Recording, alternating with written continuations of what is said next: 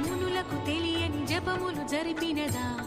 మురళీ సఖీ వెనుకటి బ్రతుకున చేసిన పుణ్యమిదా తనువును నిలువున తొలిచిన గాయములే తన జన్మకి తరగని వరముల సిరులని తలచిన